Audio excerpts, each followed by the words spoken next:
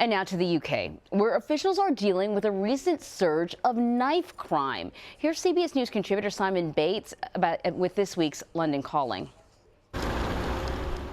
A beautiful park in East London. Now it's a murder scene.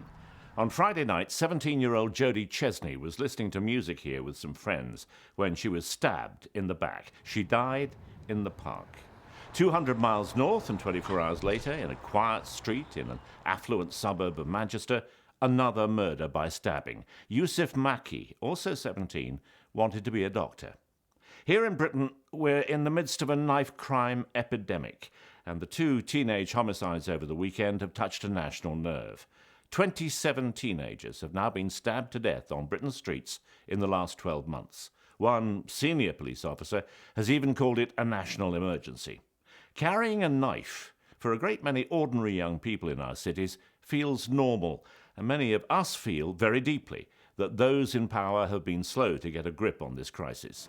There is one obvious solution: more police.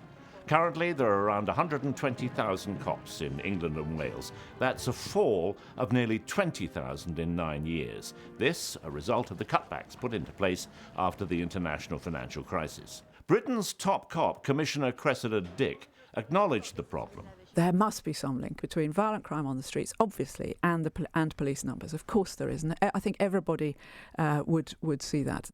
Everybody? Well, not our Prime Minister, Theresa May. If you look at the figures, what you see is that there's no direct correlation between certain crimes and police numbers. Of course, she would say that, wouldn't she? Because the politician responsible for cutting police numbers in the first place was Theresa May in her previous cabinet post. 4 years ago, when the police warned that her cutbacks would put the public in danger, she openly accused them of scaremongering.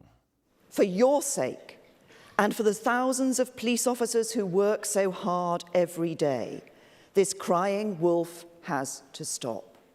Crying wolf? I doubt she'd use the same language this week. That's London Calling for today. This is Simon Bates for CBS News in London.